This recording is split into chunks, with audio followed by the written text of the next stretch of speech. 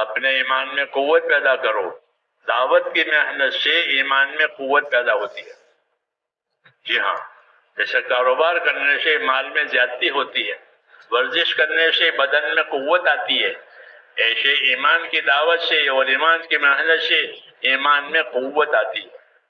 ایمان میں قوت آئے گی تو کیا ہوگا کہ ایمان میں قوت آئے گی تو حرام سے بچے گا.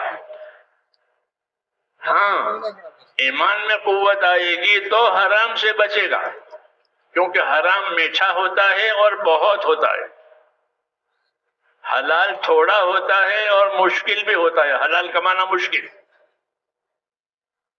ایمان کی قوت ہوگی تو حرام سے بچے گا. ہاں، اس لیے جب تک لوگوں میں ایمان کی طاقت نہیں آئی، اللہ تعالیٰ نے حرام چیزوں کو چھیڑا نہیں ہے. وہ پیتے بھی تھے، نماز میں بھی آتے تھے. ہاں، پیتے بھی تھے اور نماز میں بھی آتے تھے. ابھی چھیڑا نہیں ان کو کہ ان کے اندر ابھی حرام سے بچنے کی طاقت نہیں پیدا ہوئی.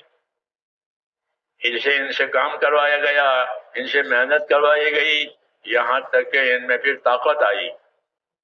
ہاں، ان میں طاقت آئی. جب ان میں طاقت آئی تو پھر ان کو وہ احکامات دیے جس کی ان میں طاقت پیدا ہو. کہ ایمان کی محنت چھوٹنے کی وجہ سے ایمان پر چلنے کی طاقتیں ختم ہو جاتی ہیں. ایمان کی محنت ہوتی ہے تو ایمان پر چلنے کی طاقتیں پیدا ہوتی ہیں. اس امت کو ایمان بھی دیا، ایمان کی محنت بھی دی. ایمان کے تقاضوں پر عمل کرو، ایمان کے تقاضوں کو سیکھو، دوسروں کو اس کی دعوت دو. کہ ایمان کے کیا تقاضا ہے؟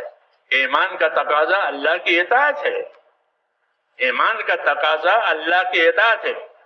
اس لیے ایمان وہ معتبر ہے جس میں اللہ کی اطاعت کی جائے، اس کے رسول کی اطاعت کی جائے، اللہ کے حکموں پر عمل کیا جائے. جناب رسول اللہ صلی اللہ علیہ وسلم کی اطاعت کا مطلب یہ ہے کہ آپ کے طریقوں پر، آپ کی سنتوں پر عمل کیا جائے اور اس کی دعوت دی جائے. جس کی دعوت دی جائے، یہ ایمان کا اور کلمے کا تقاضا ہے، تاکہ وہ اس زندگی کو اپناوے.